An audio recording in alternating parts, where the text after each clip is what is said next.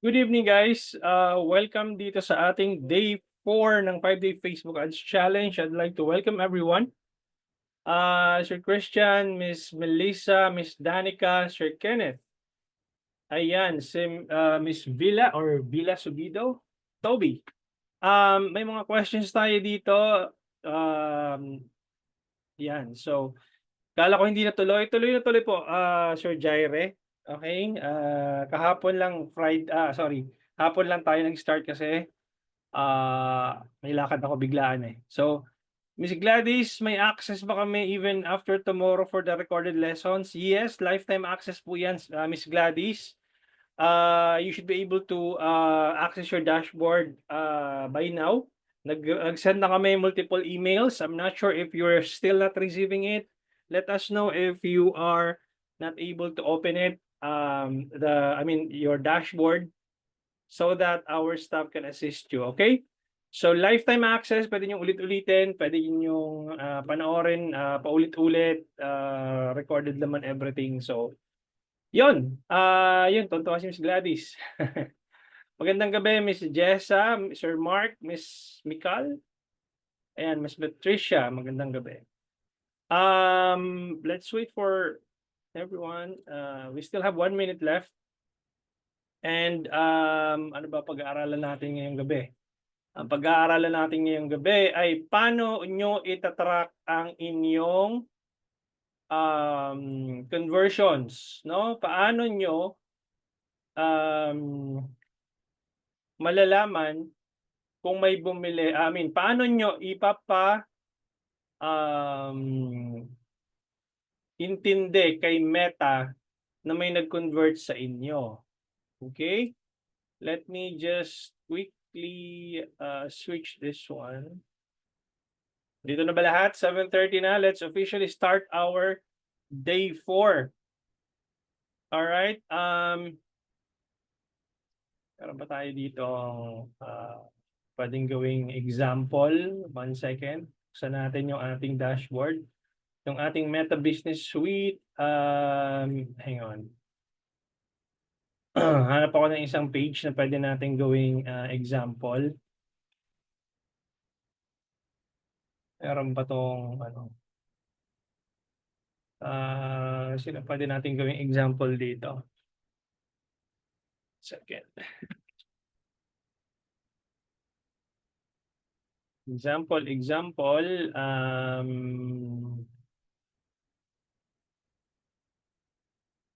dapat yung nagme-messaging campaign eh. Let's see. Tingnan natin tong isang page na to. Wait lang Yung magandang gawing example dito. Dapat messaging campaign eh kasi we need to check the tawag dito. Ito, kunyari ito. Tingnan natin kung meron tong ads na tumatakbo with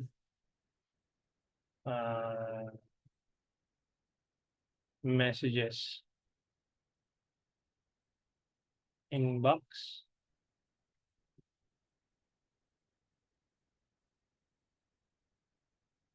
Ayan. So, let me share my screen. Okay. So, di ba kahapon, nag-set up tayo ng campaign from scratch. Anong tawag dito? And then we tried creating multiple campaigns from lead generation, engagement, retargeting campaign. By this time, ang pag-aaralan natin is all about the Facebook ads metrics. What type of metrics are you going to check if your campaigns are doing good or not? Okay, but for you to be able to track your metrics, if your campaigns are doing good or not, you need to be able to give the data or share the data kay Meta so that Meta will understand your audience if it is converting or not. Okay? And in this scenario, I'm going to give you guys how to share that data kay Meta. I'm going to share my screen. And let me know, guys, if you can see my screen. Type yes in the chat. Type yes in the chat if you guys can see my screen. Okay, there you go. So Miss Eden, si Miss Mercy, Arlene. Okay, good. Awesome. So basically, for those of you guys na nagme-messaging campaign, you're gonna see a meta icon na itong meta icon dito, and doon sa meta icon na yan, may pag hinover mo yung mouse mo dito sa kay user, makikita mo merong add ID doon sa taas, 120213399 etc. So those are the add ID nung bawat user na nag-message dun sa ad mo.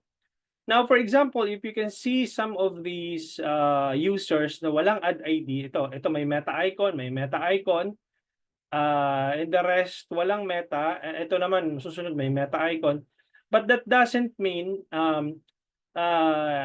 ito may meta icon, ibig sabihin, sila yung nag-message sa ad mo. Nakita nila yung ads mo, and then nag-click sila dun sa send message button. That's the reason why Meta was able to attribute the ad ID on that specific person.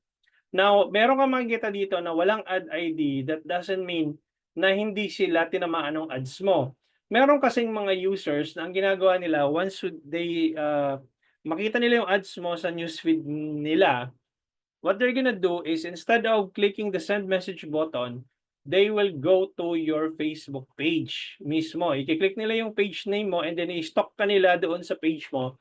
And then pag nakita nila, okay, medyo legit naman tong page na to. May mga post, may mga engagement. Ibig sabihin, may mga social proof na ito naman page na to is hindi naman bogus, hindi naman siya scam. So pagdating nila sa page, i-click nila yung send message button. That's the reason why hindi sila nagkakaroon ng ad ID na katulad nito. So parang lumalabas na nagiging organic, anong tawag dito, users na nag-engage dun sa page mo. But in reality, tinamaan sila ng ads mo, but the problem is hindi nga sila nag-click ng send message button. But now, what we're gonna do is, we're going to give Meta the data, metadata. Okay, we're going to give Meta the data that Meta needs so that your campaigns or your Meta can be able to have a smarter decision to whom ipapakita ni Meta yung kanyang yung inyong ads, kung kanino niya ipapakita.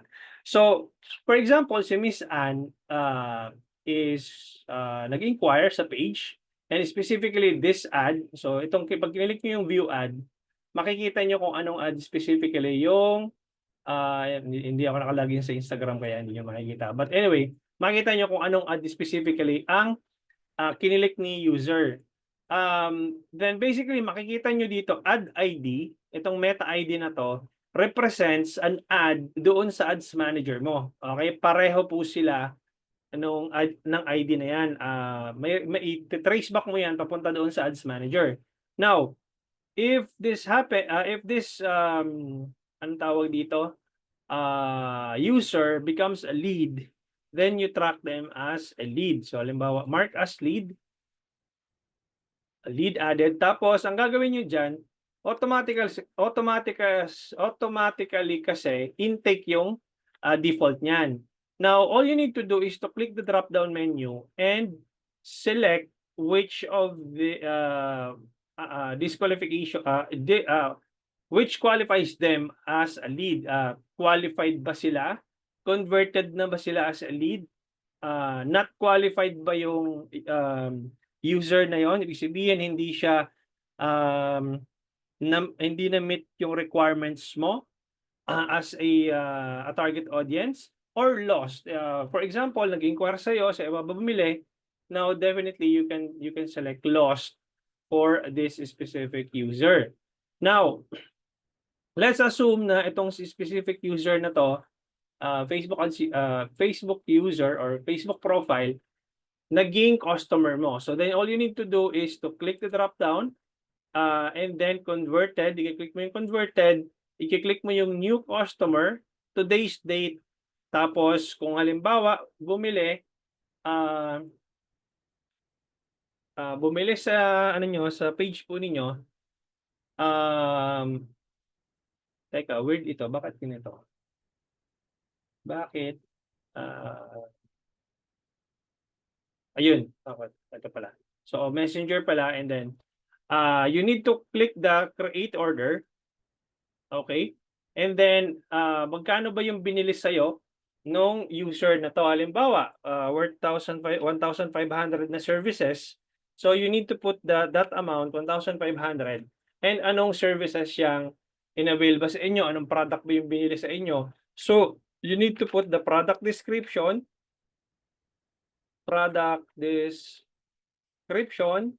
nung binebenta niyo o nung services ninyo and then create order. Bakit natin ginagawa ito? It's because we want to send back the data kay Meta. Hindi kasi alam ni Meta, halimbawa ito si Grace Ivasco anong tawag dito, convert as a customer. Now the problem is, kayong dalawa lang ang nagkakaintindihan ni Miss Grace, yung customer na nag-avail ng services mo o yung bibili ng product mo. Hindi alam ni Meta kung anong nangyari do'n. Okay, ang kaya mo 'to gagawin, yung mark as lead and then i-click mo 'tong order status na, bayad na ba siya, paid or kaka-order lang ba niya, ordered. Kung physical product 'yan, na-ship na ba 'yan or na-book na ba 'yan, nagbayad na ba siya sa'yo, iki-click mo 'tong paid. 'Pag clinic mo yung paid, you need to click the create order, lagay mo yung amount na magkano, lagay mo yung product description, and you click create order. Makikita yun ng user na parang parang meron siyang online resibo. Okay, as a matter of fact, you can also integrate your GCash number here. Click mo lang tong send GCash. Ayan, naklik ko tuloy. Yan, naikabit na pala niya yung GCash number niya. So, pag hindi pa nakakabit yung GCash number, pwede mo tong ikabit yung GCash number mo dito. So, that's how you do it. And this ad ID, maa-attribute mo yan doon sa ads manager mo. So, let's go back doon sa aking ginawang, anong tawag dito? Campaigns noong nakaraan, di ba? 1 second. Kung messaging campaign yun, saan na yun? Ito. So, kung messaging campaign siya, ang gagawin mo doon is lalagyan mo siya ng ad ID. Pupunta ka dito sa, pinatay ko muna kasi demo lang yung kagabi. Ang gagawin ko dito, ito yun, di ba? CTM. Pupunta ka doon sa ad level. Okay, pupunta ka sa ad level, di ba? Tatlo yan, campaign, ad set, and ad. So pupunta ka doon sa ad level, i-click mo tong, i-click mo yung box, i-click mo yung edit,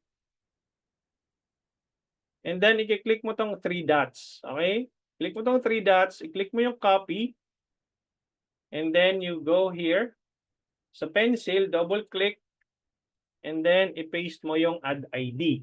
Yung ad ID po na yan is parehas po doon yan sa specific ID na nag-message po doon sa messenger po ng page po ninyo.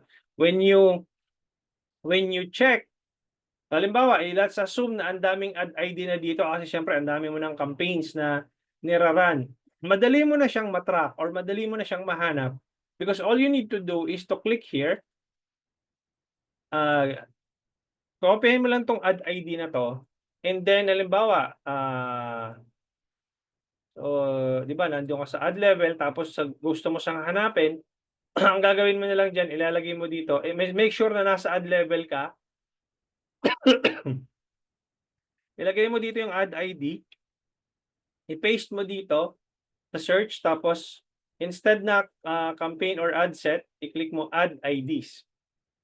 Lalabas na yon yung specific na ad ID na hinahanap mo. Assuming na marami ditong ads na nilaunch ka na, sabihin natin nasa, I don't know, 500 ad creatives na nilaunch mo. So, isipin mo na lang, 500, hahanapin mo ng isa-isa yon. Maano yan? Sorry, inom lang tubig.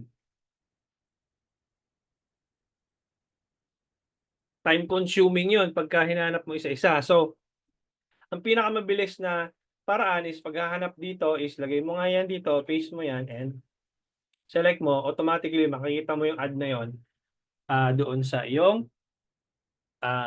ads manager. Nakuha? So, I think may mga questions dito. Paano pag recruitment lang, hindi magbenta, ano ang ilalagay ng mark? Ilalagay mo lang, Miss Annabelle, is lead. Okay, punta ka dito sa punta ka dun sa anong tawag dito? Dito sa intake. Tapos ano nga ba yung ano mo? Recruitment. Kung recruitment, check mo lang kung qualified or not qualified. Yung dalawa na yon. Okay? Qualified or not qualified. So, ikaw na maglalagay doon. Tapos halimbawa, lalagay mo ng label yan. Let's say March inquiries. Yan. Pwedeng lagyan mo ng label na ganyan. Lagyan mo din ng note, add note. Halimbawa, lagyan mo missing requirements. Tapos lagyan mo yung kung ano requirements na missing niya. Halimbawa, two valid IDs. Halimbawa, yan, ganun mo siya ilalagay. Okay? So, hopefully I was able to answer your question, Miss Annabelle. May messaging campaign lang ba makokontrol kung may conversion? How po sa sales sa website? Sa website, you need to install the Pixel. Okay, if you want to learn more on that one, I have a advanced lessons for that. So I would suggest to go for the senior specialist course for the website conversions. Ano po benefits ng paglalagay ng label sa customer or advantage yun para kay Meta? Iyan po, Miss Rose, kung medyo nahuli ka ng pasok, kasasabi ko po kanina, ang benefits po nun you are sharing the data kay Meta. 'Di ba nakalagay dito sa anong tawag dito? Sa ano ni Meta na you are sharing those data para magkaroon siya ng mas smarter way of finding the right audience. Okay, 'di ba may nagtatanong paano tatargetin yung right audience? Ito na 'yon. Ito na yung isa sa mga steps on how you can be able to target the right audience for your campaigns. You're going to anong tawag dito, create order or create lead stage so that Meta will recognize which type of audience are likely to engage with your page and sino-sino itong mga data mga audience na to na may similar data points doon sa mga unang nag-interact doon sa page mo. Okay? Anong tawag dito? Mamaya na ako magsasagot dito ha guys. Tuloy-tuloy tayo dun sa ating ano kasi baka maubusan tayo ng oras na naman. So, this time I'm going to give you guys the kung messaging campaign kayo, take note yung itong tatlong to. Tatlo lang ang metrics na babantayan nyo. Number of messages, okay, quality of messages, okay, and cost per message. Okay? Ilalagay ko ito dito sa chat box so that magkaroon kayo ng ano, yung tatlo na yan, yung babantayan ninyo lang pag nag-run kayo ng messaging campaign. Okay, bakit tatlo lang? For example, naglabas ka ng 15,000 ad budget or 15,000 ad budget. Ad budget. Tapos, let's say may pumasok na 350 messages for the month of March and then ang cost per message mo nun is about 15,000 divided by 350 messages, that's about 42.86. No? 42.86 or 85. Cost or CPL mo dyan, cost per message is 42.86. So yung tatlo lang na yan ang babantayan mo. Okay, pagdating ng day 5 bukas, pag-aaralan natin yung Facebook Ads Calculator on how you can be able to determine what is the ideal cost for your for messages na pumapasok. Okay, now, again guys, dito sa messaging campaign, very straightforward. Wala kang ibang itatrack dito, 3 lang. Ad budget mo, ilang messages ang pumasok, magkano ang cost per message. Yun lang, wala nang iba. Okay? Now, next is the website conversions. Okay? Kung may website ka, ito yung mga itatrack mo na metrics. So, pupunta ka dito sa performance and then customize columns. Okay, pareho lang din yan pag pumunta ka dito sa plus sign, tapos customize columns, pareho lang din po sila. So, let's go back here, performance, customize columns, and then remove natin yung mga hindi kailangan. Okay, ito naman guys, pag may website na kayo or landing page kayo ha. So, bear with me on this because sooner or later magkakaroon kayo ng landing page or website. At least alam nyo na yung metrics na titingnan nyo pag nagkaroon kayo ng website, especially kung Shopify or WooCommerce. Okay, remove natin yung last significant edit, attribution setting, remove natin yung quality ranking, engagement, conversion. Actually, pwede yung ilagay yung 3 na yun, but for this demo, let's just remove it. Schedule and ends, tanggalin natin. So, basically, we're gonna go amount spent. Itong bid strategy, tanggalin na ito. Sorry, budget, amount spent, results, cost per result, reach and impressions, frequency, ilagay natin dyan. Frequency, tapos, ano pa to? Link, CPM pala. CPM, cost per 1,000 impressions. Ayan, CPM. Tapos, link clicks, and landing page views. And then add to cart. Remove natin itong mga check na to. And then initiate checkout or checkout initiated. Remove natin yung mga yan. Okay, and then what else? Purchase. Ito, purchases.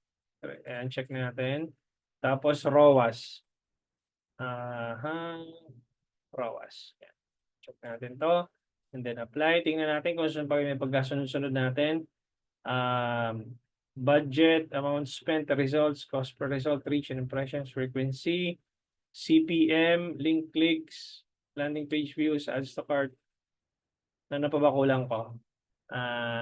Add payment info. Kulang pa ako ng add payment info. Payment info. Yan, add payment info. And lalagay ko to dun sa taas ay.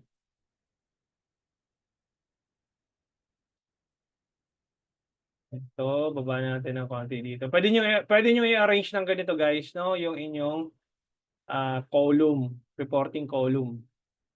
So, add to cart, add payments info. Ito, move natin to dito. Yan, shoot na yan. So, may naiwan pa ba ako? Okay, goods. Now, so, ito guys, for website conversions, tingnan nyo yung pagkakasunod-sunod ha. Pwede nyo gayahin na to. And I'm gonna give you guys the, anong tawag dito? The example why you need to Facebook Ads Library. Okay, for example, let's go for an ad. Let's look for an advertiser na nag-run ng ad, let's say Nike basketball. And for example here, lumabas yung ad ni Nike sa inyo, sa newsfeed ninyo. So that will be counted as a reach. Okay, asa na yung reach? Ito yung reach. So that will be counted as reach. Ibig sabihin, may na-reach na user yung ad mo. Okay, and also, huwag kayong magtataka kung bakit mas mataas ang number of impressions as compared sa reach. these are the same people na nakita yung ad mo more than once. Kaya makikita mo yung ad frequency mo, 1.61. Ibig sabihin nun, part of the 1,349 na audience is nakita nila yung ad mo more than once kaya or more than twice. Kaya po, yung makikita mo, laging mas mataas ang impressions kasi nga, 2,173, 1,349, almost half of those numbers, nakita yung ad mo more than once. So, kaya nagkaroon ka ng 1.61 na ad frequency. Now, according to Meta, I am being charged of 528 cost per 1,000 impressions. Anong nasabi ko sa inyo nung day 2? Ang average cost per 1,000 impressions dito sa Pilipinas is between 250 pesos to 350 pesos. But right now, as far as you can see it, the cost per 1,000 impressions dito sa aking campaign is about 528.53. Why is that? Because this product that I am running or advertising is a bit competitive. Pagdating ng health and wellness niche, medyo mataas ang cost per 1,000 impressions ng health and wellness niche. Kaya makikita ka dito, 528 ang CPM ko. Alright, so, but sooner or later, bababa yan if my ads were able to get a good number of engagement. So, hindi ako masyadong worried dyan kung ganyan ang CPM ko, pero pag umabot yan ng 1,000 pa mahigit, medyo worried na ako dyan kasi ibig sabihin nun, natatalo na ako sa auction. Okay, kasi sobrang mahal na nun, 1,000 pesos to 1,500 pesos to show my ads to 1,000 people, ang taas nun. So, dito sa Pilipinas, halos kung ganun yung china-charge sa'yo ni Meta, halos ano ka na, kumbaga ganun din ang charging kasi sa sa US sa US kasi ang CPM dun at least $15.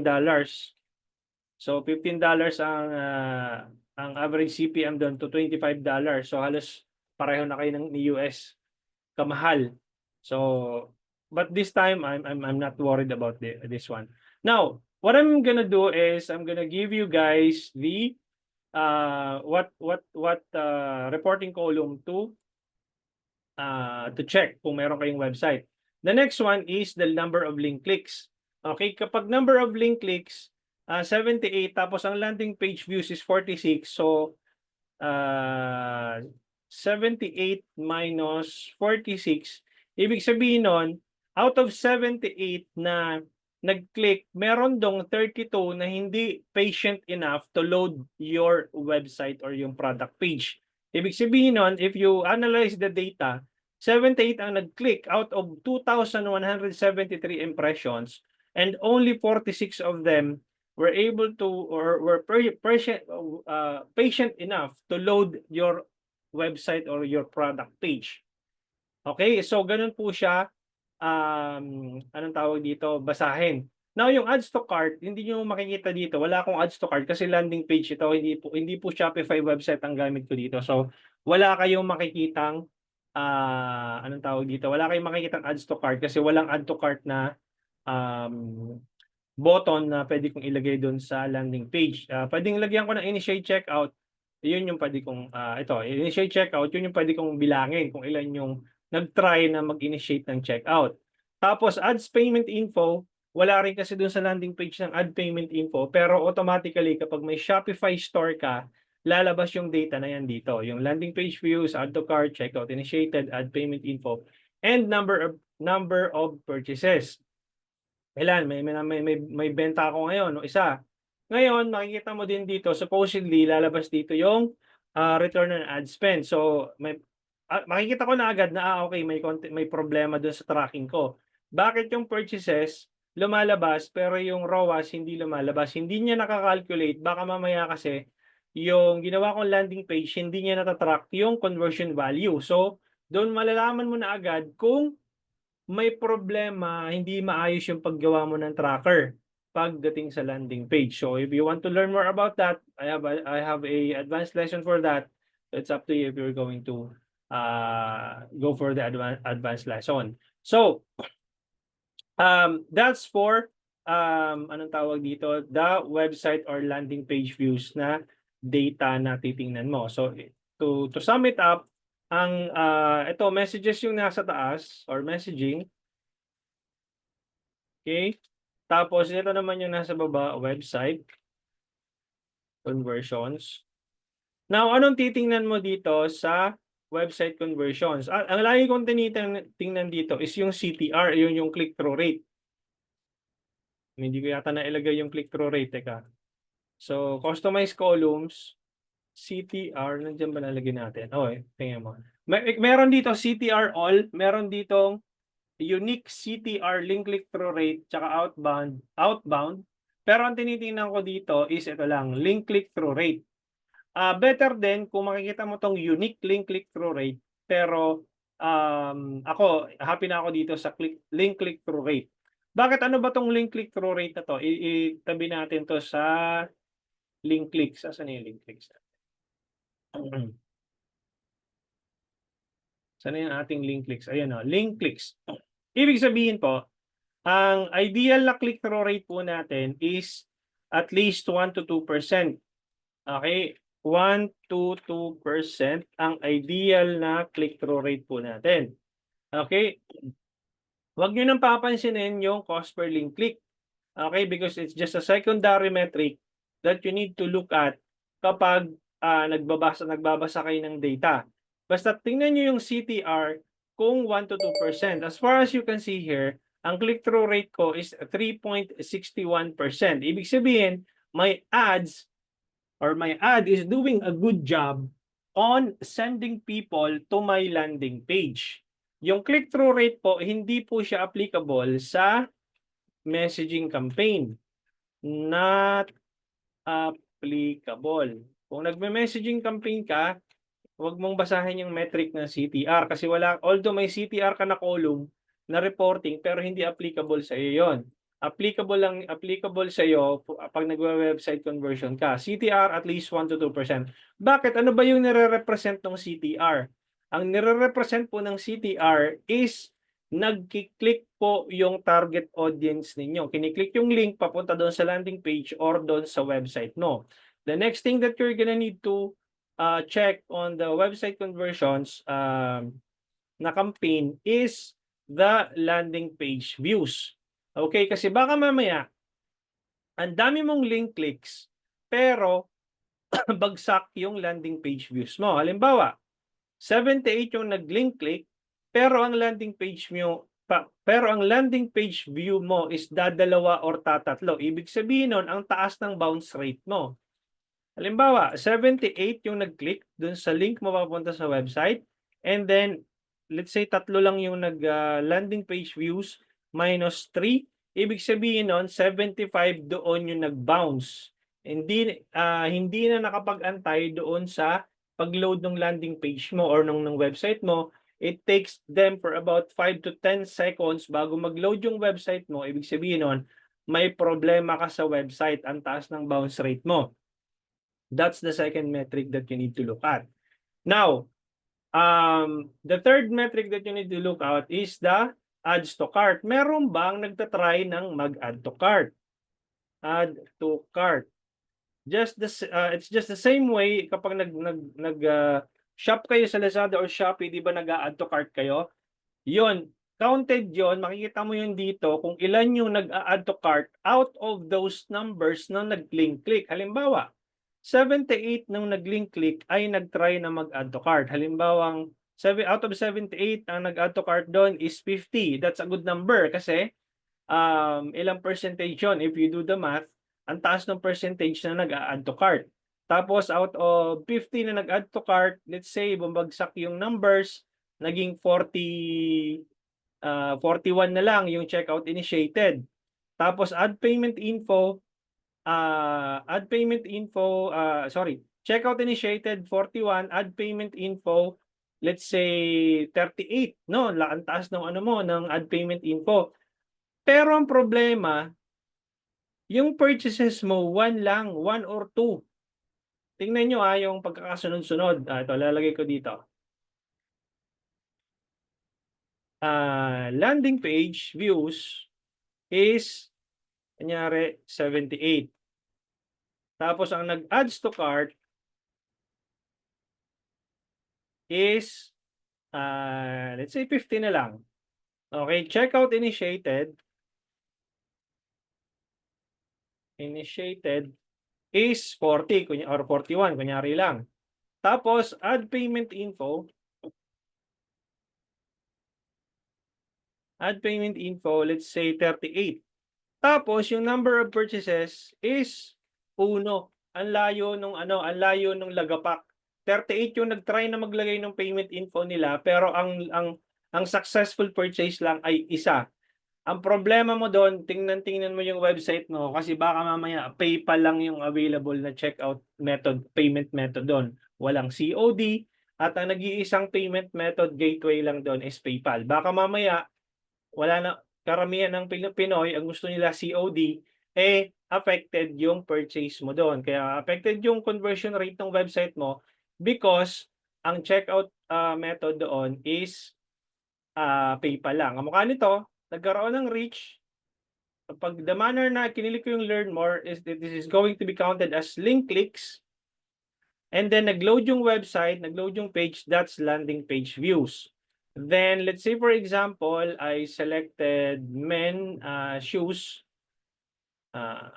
Men. Tapos sinelect ko yung say shop. Ito yung sinasabi kong Shopify website. Malalaman mo pag Shopify, I believe, tingnan natin. Right-click, view page source, Control F, tapos type mo natin yung Shopify. I'm not sure kung Shopify ito. Baka WooCommerce ito. WooCommerce. Ayan, WooCommerce yata ito. Okay, yan. So, nakita na natin yung product page. Pag kinilik natin ito, itong add to bag, same as add to cart lang ito. Di add to bag, let's say 9 size, 9 yung size ko, add to bag. And then, ito, pag kinilik ko yung checkout, ibig sabihin nun, ito yon yung initiate checkout or checkouts initiated. Ang gagawin natin, checkout. Yun yung initiate checkout. Tapos, makikita na natin dito yung add payment info. So, lalagyan natin yung first name natin dito, last name, email, billing address, etc. Tapos, nakalagay dito, kunyari, credit card and PayPal lang. Halimbawa lang, walang GCash and GrabPay or Google Pay.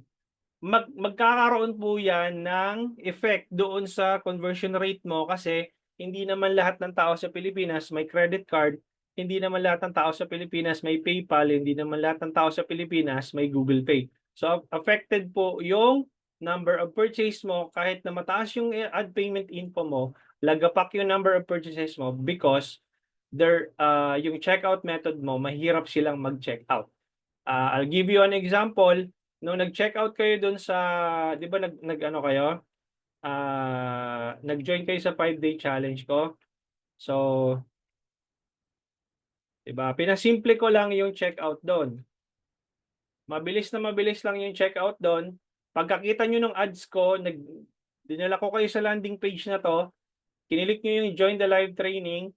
Tapos, nilagay nyo lang yung pangalan nyo dito, last name, phone number. Diba? Ganun yung nangyari sa inyo nung nag-check out kayo. So, phone number, email address, halimbawa, ayan. And then continue.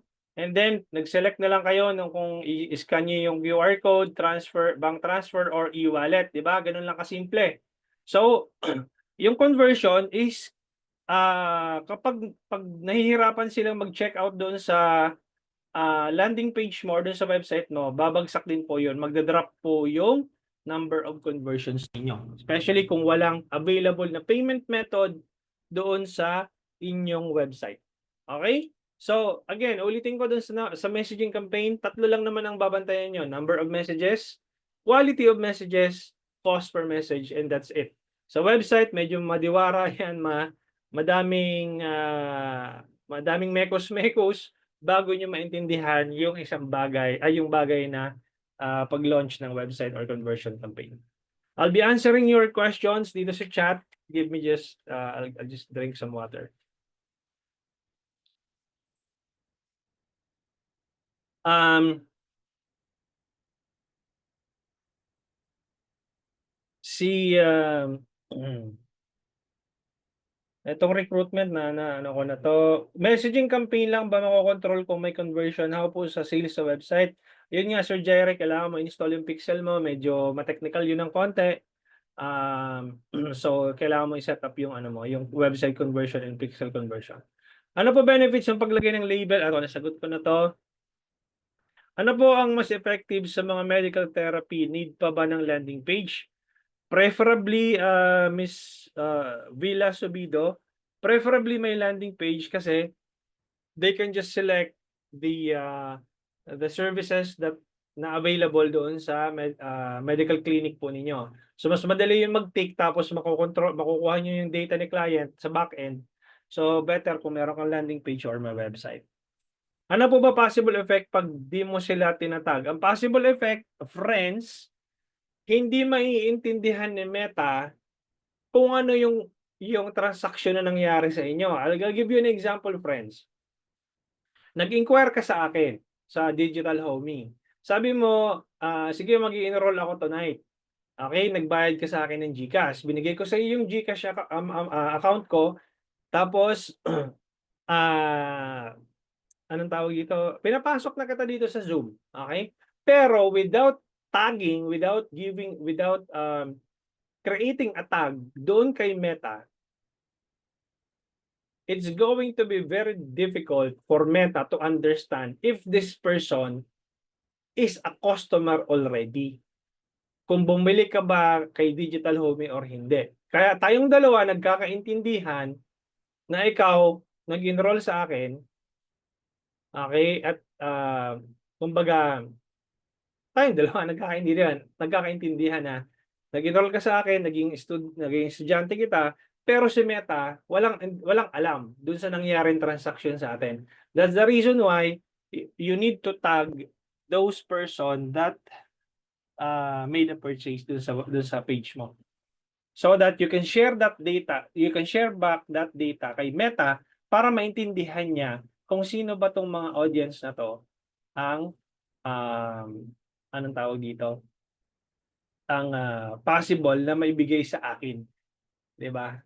So maghahanap na ngayon si Meta, magiging smart na si Meta maghanap ng katulad mo, friends, na ipakita yung ads ko, na naghahanap din ng courses about Facebook Ads courses na katulad nito.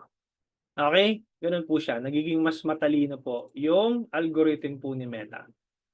Ngayon, kung puro basura po yung nare-receive ninyong inquiries doon sa page ninyo because pinahayaan niyo lang yung page po ninyo na wala kayong tagging na nilalagay. May bumili, pinabayaan niyo lang yung tagging kasi nakakatamad nga naman. So parang, okay, may benta na ako, happy na ako, pero hindi mo shinare kay Meta yung data na nakuha mo. Ngayon, maya't maya may mga basurang leads na pumapasok or basurang inquiry. Ngayon iisipin ni Meta yung mga leads na pumapasok sa'yo, okay, hindi nagrereklamo si friends. Bigyan pa natin sila ng mas maraming basura na inquiries. Oh, 'di ba? Kasi ang thinking ni Meta, okay naman siya, eh. Tuloy-tuloy naman yung pasok. Sabi ni Meta, "I'm doing a good job," kasi, sabi ni friends, sinelect niya engagement. Ibig sabihin, inuutusan mo si Meta to find more people to engage with your page. Now, tuloy-tuloy yung pasok ng messages. Akala ni Meta, tinutulungan ka niya. Pero in reality, puro pala basura yung pumapasok sa messaging mo because wala kang binibigay na data kay Meta. 'Di ba? So, kaninong sisi nun? Isisisi mo kay Meta. So, pero in reality, ikaw dapat ang magbigay ng ano nun, anong tawag dito, ng data. Kasi ikaw yung nakakaintindi kung customer mo siya or hindi, eh. Hindi naman alam ni Meta yun kung nagbumili talaga sa'yo. Unless, kasi ang pixel, 180 days lang yan, yung data niyan. After ng 180 days, remove na yan doon sa system niya. Okay, unless otherwise, messaging campaign, galing sa landing page, bumili sa landing page mo, na-capture ng pixel, napansin nyo yung nagbayad kayo ng 499? 'Di ba nagbayad kayo dun sa GCash gateway na pinakita ko sa inyo, tapos na-redirect kayo doon sa messaging. 'Di ba sabi ko dun sa dulo, send us a message to track your order, something like that.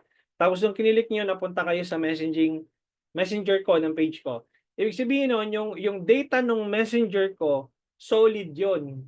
Hindi yun mag-i-expire. 365 days ang na-capture ko na data doon as compared doon sa pixel data na 180 days lang nare-remove yun. Ang max lang na kayang kunin lang nun is 180 days. Ang masaklap pa nun, kung iOS user yung target audience mo, sablay yung data mo, hindi mo makukuha. Okay? Unless otherwise na nag-ano ka ng conversion API, nag-install ka. Okay? So, medyo technical na yun. So if you want to go for a deep dive, I encourage you guys to join for the advanced trainings. Need po ba talaga ma-report kay Meta, Annabelle? Kasasabi ko lang. So yun po yung kailangan mong gawin. Kasi ano yun, you let Meta to discover more people who have the same behavior ng mga previous na customers mo. Paano parang clickbait yung kapag nag-click sa content image, diretso agad sa Messenger? Ano? Paano po yung parang clickbait yung kapag nag-click sa content image, diretso agad? Ganun yung problema ko, Sir Toby. Problema ko kasi diyan sa Messenger campaign, kaya hindi ako nagme-Messenger campaign kasi although yung iba talagang ano nila yan, trip nila yung Messenger campaign. Pero ako hindi ako nagme-Messenger campaign kasi nga wala lang na-curious lang dun sa page mo, na-click yung image tapos biglang nag-fire yung send message button. Yun, na-count na yun as cost per message. Sayang. So, tapos sinzone ka na. Wala na. Sir, kumusta po? Interested po ba kayo? Ano po ba? Ano, ganyan. Wala na, sinzone ka na. So, sa landing page or website, walang ganun. Kaya nga, kumbaga, nag-click doon sa link ko, papunta doon sa landing page ko, yung interesado lang. Yung interesado lang na papasok sa funnel ko, sila lang yung kakausapin ko. Pero yung mga how di Carabao, wala na yun. Hindi ko na pinapakailaman yun. Basta't bahala na kayo dyan. Kung sino lang yung interested na pumasok doon sa funnel ko, yung ayaw, huwag pilitin, yung gusto, yun yung pagsisilbihan ko. Katulad po ninyo. So, ganun lang po yun. Pag sa landing page, yun ang kagandahan ng landing page or ng website. Pero kapag kasi, pag yung messenger campaign, ang problema ko dyan, wala, na-click yung image, tag-fire yung chat flow mo, sayang. Hindi naman interesado. Although, syempre, I'm not saying na hindi ka magkakaroon ng magandang results sa messenger campaign, but the problem is, it's very stressful kasi ano yan mula umaga hanggang hapon, re-replyan mo ba lahat yon? Imaginein mo, meron akong client, may ang handle ko na client ngayon, may pumapasok na 23,000 messages per month. You can just imagine 23,000 messages per month, re-replyan mo ba lahat yun ikaw mag-isa? Tingnan mo, Sir Toby, kung may pumapasok na 23,000 messages per month, ilang customer service ang kailangan mo doon? Imaginein mo na lang, sige, I'll do the math. 23,000 messages per month, divide it by 30 days. So parang lumalabas, 766 messages per day pumapasok. Ang kayang, di ko na, you do the math, 766 na messages ang pumapasok per day. Ilang customer service ang kailangan mo doon para i-respond yun? Sige nga. Tapos yung ang customer service mo doon na let's say pinapasahod mo ng 15,000 pesos and then nag-hire ka ng let's say, I don't know, 5 customer service. 5 customer service times 15,000 pesos, ang OPEX mo 75,000 na sa CSR pa lang. 'Di ba? So, but if you have a landing page or you have a website, kausapin mo lang yung interesado. Yung mga hindi, pabayaan mo na. Because you cannot sell to everyone. Okay, hindi mo sila lahat customer. Does Meta share this data to other institutions? Yes. Ito nga yung problema ng Meta, 'di ba, Miss Arlene, yung Cambridge Analytica na which is na-file ng kaso si Mark Zuckerberg kasi nga sinishare niya yung Meta, yung data sa ibang advertising companies or sa ibang uh, um, entities or institutions. So, I'm not sure kung anong resolution doon, but nakita mo yung audience network pagpunta mo doon sa ad set level, makikita mo doon yung placement, meron doong audience network. Mapapansin niyo yan, yung ads niyo minsan lalabas yan sa Viber, minsan lalabas yan sa Tong It's Go. Alam mo yon, yung minsan yung misis ko, oh, yung ads mo lumalabas sa Tong It's Go. Alam niyo na, nagtotong It's Go yung misis ko. So, ibig sabihin, audience network yun. Ibig sabihin, nag-share si Meta ng data sa ibang network, so sa ibang institution. Just to answer your question, Ms. Arlene. My suggestion po kayo, ChatGPT prompt when making a creative.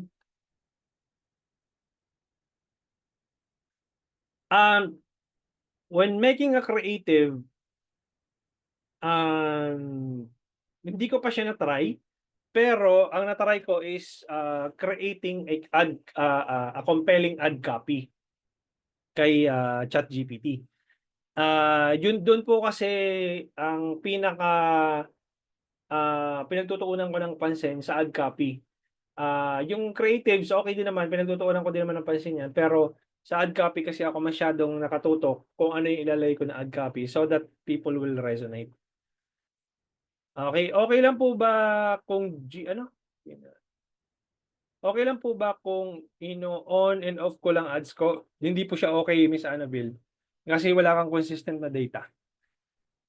Si Evian, how do we use these manually labeled data for better results on messaging campaigns? How do we track and optimize quality of messages metric? Hindi po ba namin need na i-track yung metrics like CTR, CPC, ER, etc. If you are okay, sir, sagutin ko muna yung number 1 mo, Evian. How do we use this manually labeled data for better results on messaging campaign?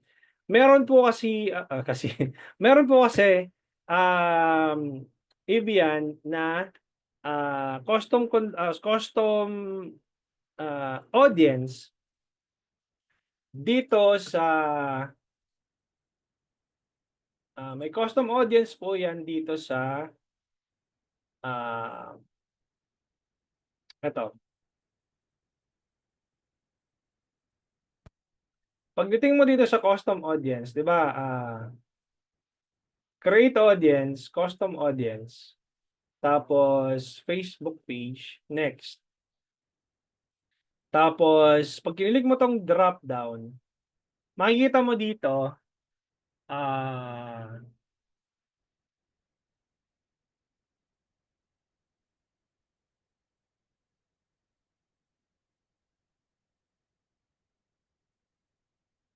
who engage with any post or ad, who click, who sent a message to your page.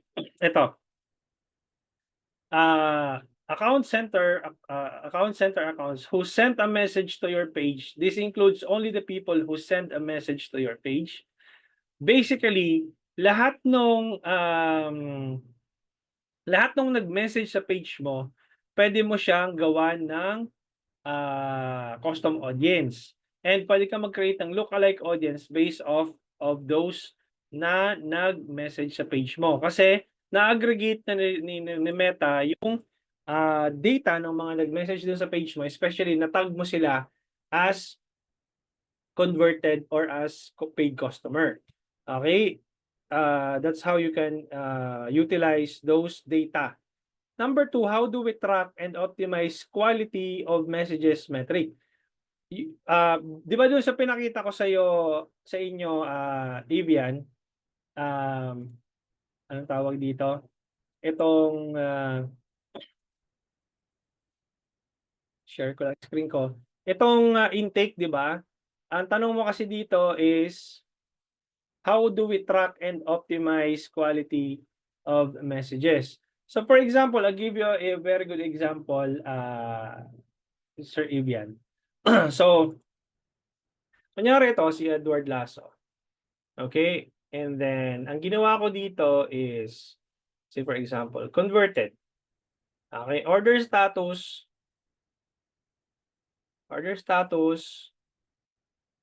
paid. Ayan o, nakita mo, nagkulay green siya, paid na dito. And then, what I'm gonna do is, I'm going to name this person as March customer. March 2025 customer. Tapos, enter. Tapos, new customer, today's date. Okay? Balikan ko yung tanong mo. How do we track and optimize? Okay, you can track here. Pag kinilik mo yung labels, makikita mo dito, March 2025 customer. Pag kinilik mo yon, lalabas yung customer mo. Ito nga, si Edward Lazo. Siya na yung, na-track mo siya. And dahil na-count siya as paid, you can optimize this moving forward, Evian, ano? Pangalan mo? Evian, moving forward, you can optimize this for meta conversions. Kasi when you go here sa campaigns, di ba nung in-arrange natin ito, customize columns, pag tinype mo dito, purchase, ayan o, purchases, pag kinilik mo tong total, as value, makikita mo itong meta purchase. Okay, meta purchase conversion value. Pag kinilik mo yan, okay, yung ginawa mo dito na paid, di ba nag-create order ka? Order status paid. Itong paid na to, lalabas yun dito sa meta purchases. Ito siya. Okay, itong website purchase is different. Nag-purchase siya doon sa website mo. Itong meta purchase, it could be nag-purchase siya doon sa Messenger campaign mo or doon sa Facebook shop mo kung meron kang Facebook shop. Okay? So, makakount mo yun dito as meta purchases. Lalabas po yung data na yun dito. How can you optimize moving forward? You go for ano tawag dito, sales campaign and optimize for meta purchases. Make sense? Sir Ibian? Number 3, hindi po ba namin need i-track ang metrics like CTR, CPC? CTR lang, CPC, hindi ko na siya tinitingnan. Ano ba yung ER? Expected result? Yan ba yung ER? Kung CTR lang yung binabantayan ko, Sir Ibian. CTR, kasi ibig sabihin lang noon, kapag mataas ang CTR ko, mataas ang click-through rate ko, people are interested doon sa ads ko. Kaya nagki-click. And then, once nag-click sila, ano yung website conversion rate? Magkano, ilang tao yung nagko-convert out of dun sa number of link clicks? That's how to determine the conversion rate. And then, tsaka ko nakakakampitin yung ROAS ko, yung ROI ko, moving forward, which is tomorrow, yun yung ano natin, yun yung lesson natin tomorrow. Okay?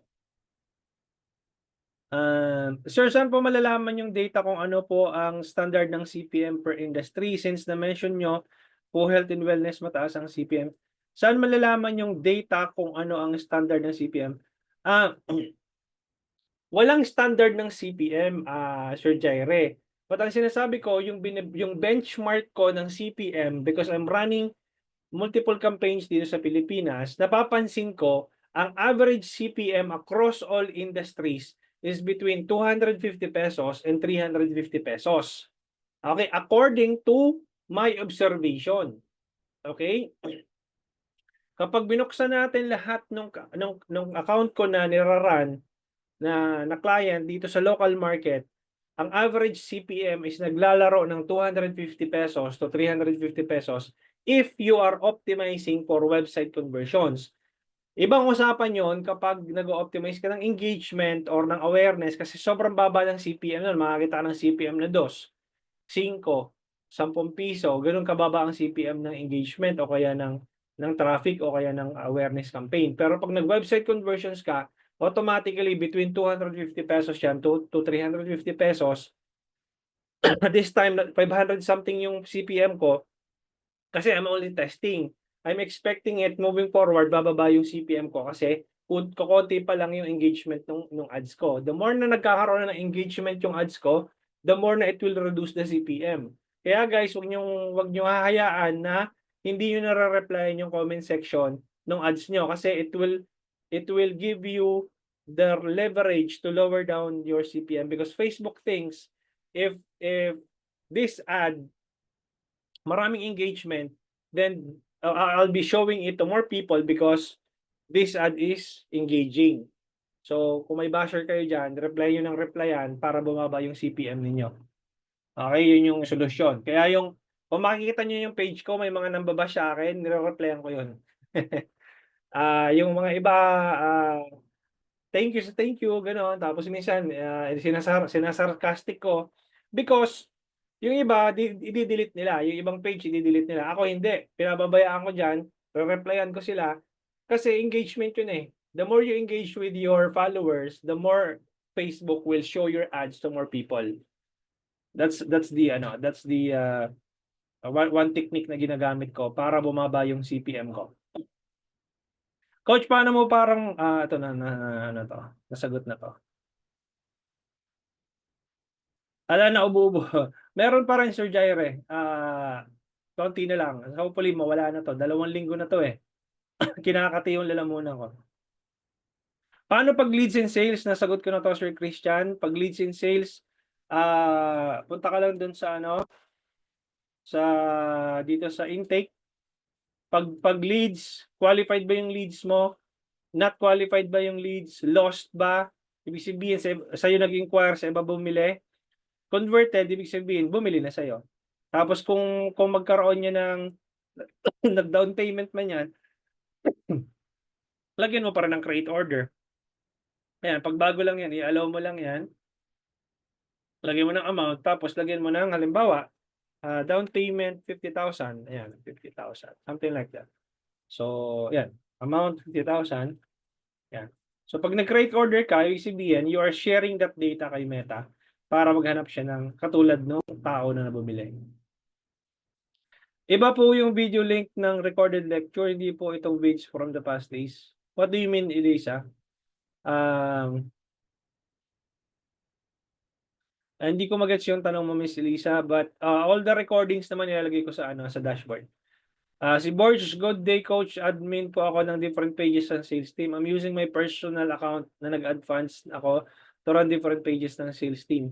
My question is, pag nag-create ba ako ng business account, can I still? Hindi mo siya magagamit. It stays with your personal ad account, Sir Borge.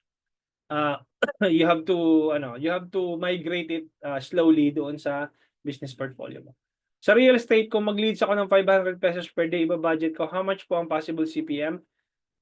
Hindi ko sure kung how much ang lalabas. You have to check muna kung ano yung data na lalabas.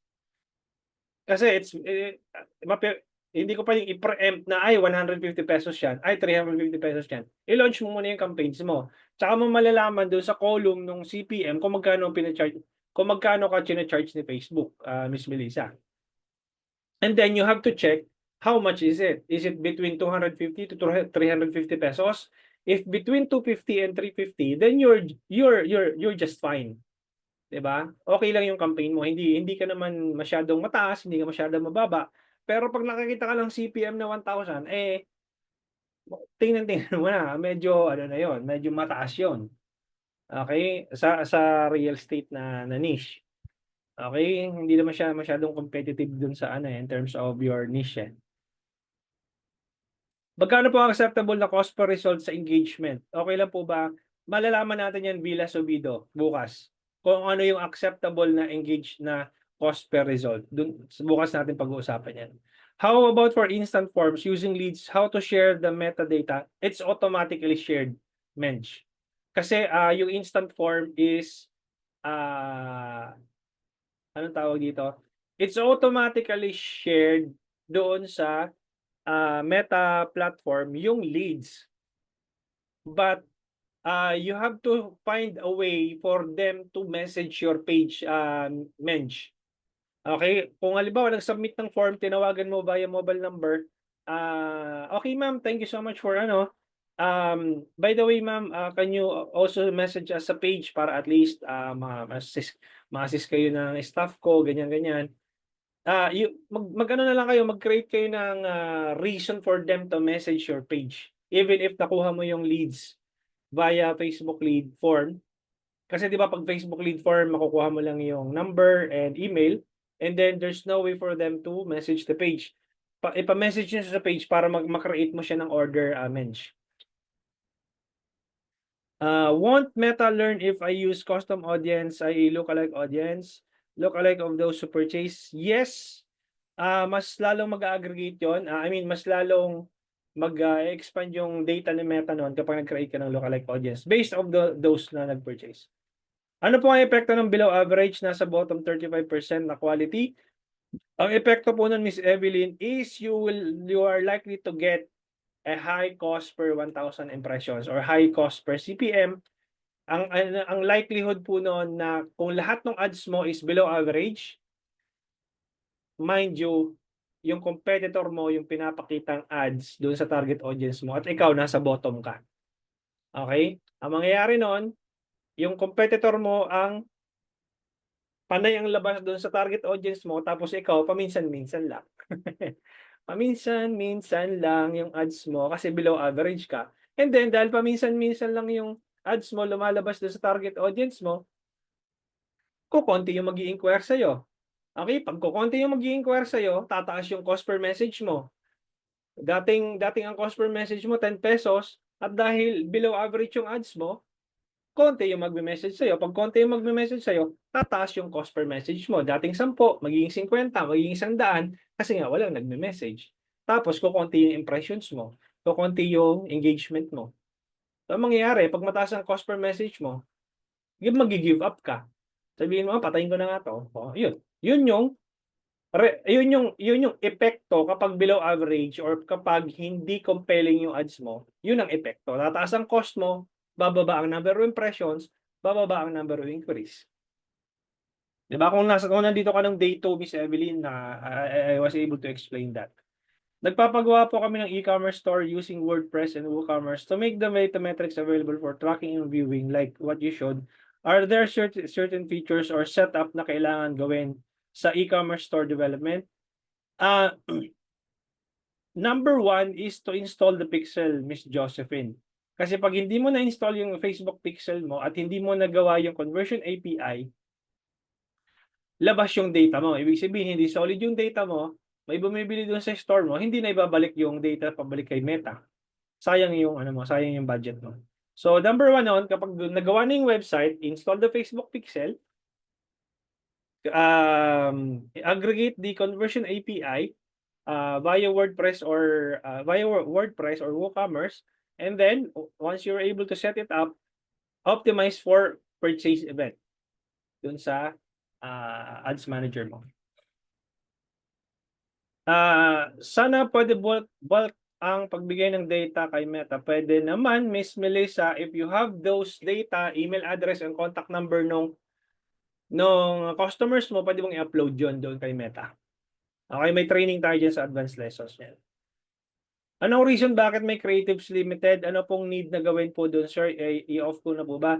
Reason bakit may creatives limited because the same ad set has been running the same ads over and over again. Most likely, creatives limited or ad fatigue na yon. Ibig sabihin nun, kulang na ng creatives yung ad set na yon na pinapakita doon sa target audience. So you have to add more ad creatives inside the same ad set. Yun po yung gagawin mo doon, Villa Subido. Jaire, very informative. Thank you, Sir Jaire. Newbie here. Paano matarget yung right buyer sa real estate? Again, Miss Jessie or Sir Jessie, there's no such thing na wala sa interest targeting, wala sa demographics targeting. It should be the right ad creative for your target audience. Ang tawag doon, creative targeting. Okay? Paano mo matatarget ang right buyer? Kahit i-open audience mo yan, just create a content that is valuable for your audience. The right audience will attract your ad. Your ads will attract the right audience if tama yung ads na pinapakita mo. Okay, Jesse? So, ang tawag dito? Kasi yung mindset ng iba ituro mo sa akin sa ads manager kung ano yung ilalagay kong interest at demographics targeting. Ang isasagot ko lang sa'yo, you test and verify. Is it interest? Is it demographics? Is it broad?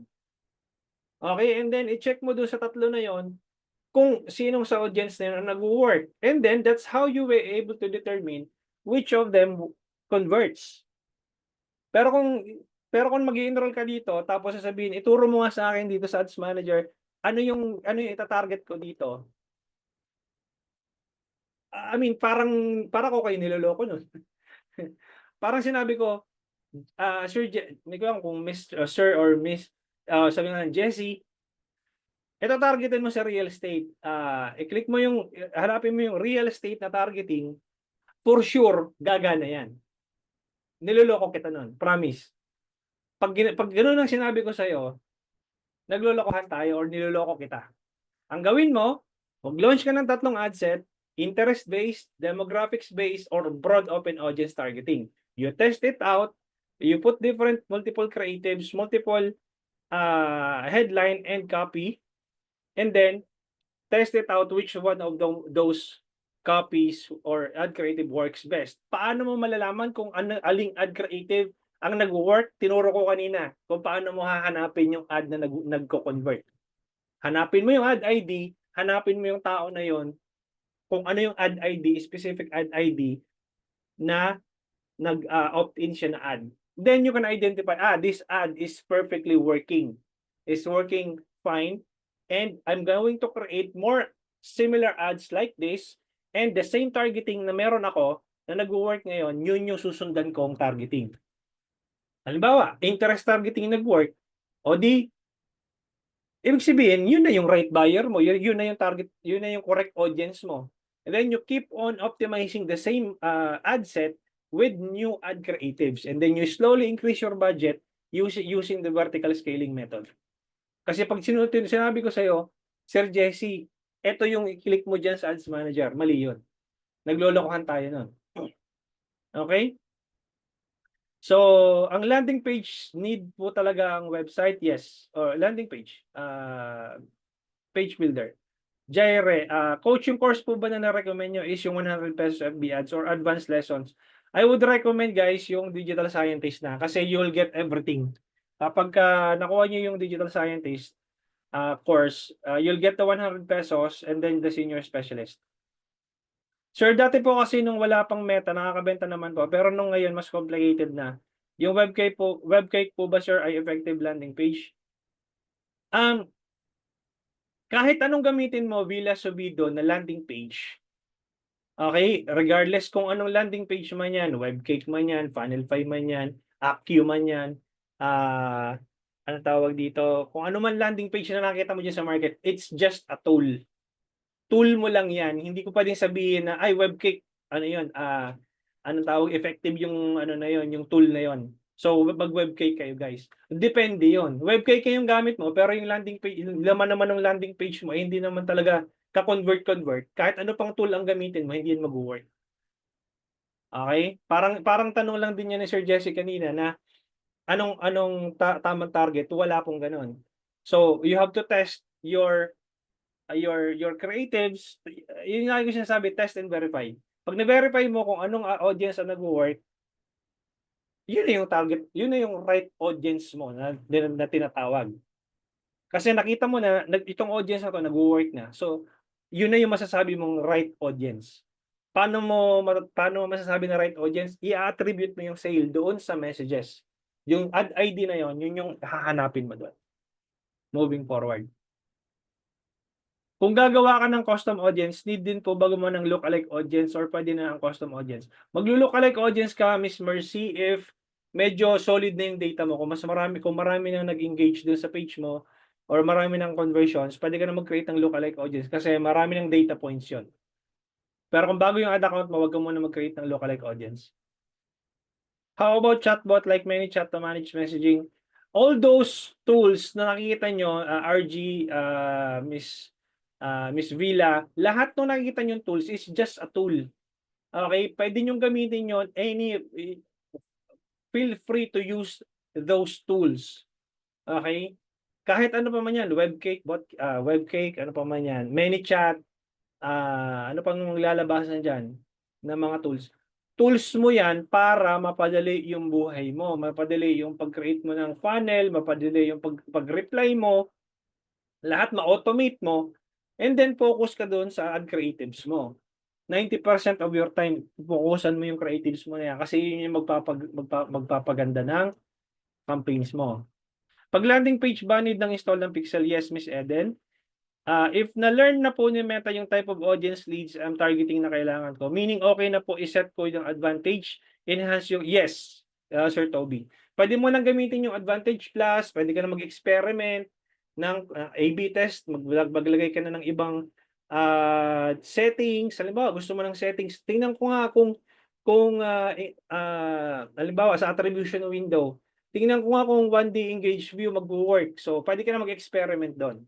Kasi meron ka ng working or winning na audience or na ads. Mostly kasi ang gamit ko lang ay FB messaging campaign and wala kaming landing page. Maapektuhan po ba ang targeting ng customer? Hindi naman po. Kung magsi-switch ka sa landing page, wag ka mag-abrupt ng switch sa landing page. Gamitin mo pa rin both messaging campaign and landing page or website. So, pagsabayin mo pa rin yon. Kasi galing ka sa messaging eh. So, unti-unti ka lang mag-transition. Tapos, sa retargeting campaign mo, pwede kang mag-messaging campaign. Okay. Replyan niyo yung mga bashers ninyo. Pampabawas ng CPM yon, Arlene, Miss Arlene. Okay? So, ang pangit nung ang pangit ng product mo. Replyan mo, mas pangit ka. Hindi, wag naman. ang pangit mo. Saan pong banda? O, di, nag-comment yung basher mo, ang pangit mo. O, di isa. Nireplyan mo, saan po banda? O, di dalawa ng comment yon. Sa gilid, o tatlong comment na yon. Saan banda? O, 4 na comment na yon. O, di, ang haba ng thread nyo dun sa comment section, the more na nagkakaroon ng comments doon, Facebook will think, okay, this ad is engaging. Gets? Coach, kung nag-private reply ka sa comments ng ads, consider din ba siya as engaged? Yes. Bonnie. Saan ko po makikita yung data or who submitted the lead form? Nandoon po sa lead center, Miss Mench. Excuse me. Tumakas na ako. Eto na. How about using lead center then adding them as converted? Yes, pwede yun, Miss Mench. Pwede po yan. Pwede mo silang i-add doon manually. Messaging engagement cost niya is 7+. Malalaman mo yan kung okay yung Miss Annabelle, yung cost per message niyan tomorrow. Sa messaging, bawat response po ba, one client pero marami siyang questions, bawas po ba, bawas ng fund? Hindi po. Kapag nag-opt-in na yon, UGIS, nag-click na doon sa send message button mo, just charge ka lang doon once. Even if mag-message siya ng mag-message, matatag lang siya as one messaging conversation started. How many ads we can run at the same time pero effective pa din? Or mag-run ka ng ads, depende sa budget mo, Miss Elisa. Kung ang budget mo is 500 pesos, I would suggest mga 2 to 3 ads. Okay? Kung 1,000, siguro mga 5 ads. Okay? Pero kung 100 pesos, 1 ad set, 1 creative. Kailan susunod ng advanced lessons? Mench, every month meron kaming 2 beses na live. So, the next one would be on Saturday. So, kung gusto mo mag-join, I would suggest you join the Digital Scientist course. Okay. Maraming salamat guys. 77 pesos ang daily budget ko. Mababa yun, Miss Annabelle. Pang test mo lang yun. But you can get data slowly but surely. So, that's okay. So, yun. Thank you so much guys for joining tonight and I'll see you tomorrow. Ang pag-usapan naman natin, what is your ideal cost per acquisition? Kung anong industry ka, you need to be able to understand how much are you willing to pay for every leads or for every purchase na pumapasok. And once you were able to determine that I'm willing to pay 50 pesos per message, then so be it. That's gonna be your ideal cost moving forward. Okay, last question. For A/B test lang, days, pwede ba i-run? Sir, last, A/B test lang, days, pwede i-run. Usually 5 to 7 days, Miss Angelica. Ilang oras po ang session in advanced lesson? Usually every month meron kaming bi-monthly coaching calls at least 1 hour per session.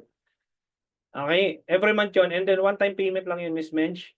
When you enroll for the digital scientist course, you'll get all my courses and then it's a lifetime membership. You don't need to pay anything moving forward. And then I'll teach you, I'll mentor you forever. Kaya mo ba yan? Okay, so maraming salamat guys. That's Miss Annabelle, 10,499. One-time payment lang siya.